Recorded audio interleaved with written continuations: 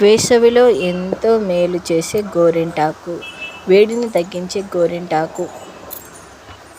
గోరింటాకు తయారీ విధానం: చెట్టు నుంచి తెంపుకొచ్చిన ఫ్రెష్ గోరింటాకు, నిమ్మకాయ, లవంగాలు, ఒక్క పెరుగు.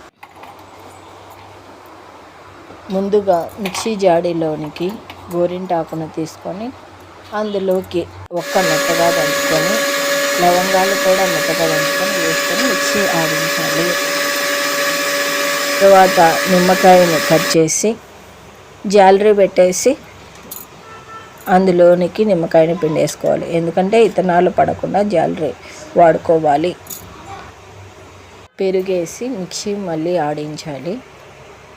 ఆకు మిశ్రమాన్ని పేస్ట్ లాగా తయారు చేసుకోవాలి.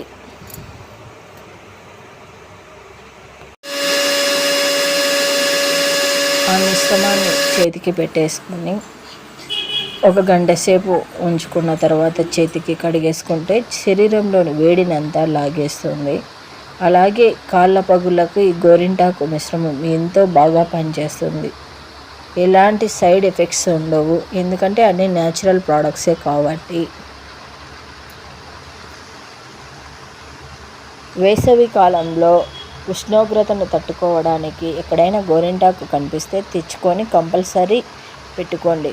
ఎందుకంటే శరీర ఉష్ణోగ్రతను తగ్గించి శరీరానికి ఎంతో చలువ చేసేదానికి ఈ గోరింటాకు ఉపయోగపడుతుంది. ఎందుకంటే ఎండాకాలంలో ఎక్కువ పాదాల పగుళ్ళు కనిపిస్తాయి. అటువంటి పాదాల పగుళ్ళు కూడా లేకుండా ఇది ఎంతగానో బాగా పనిచేస్తుంది.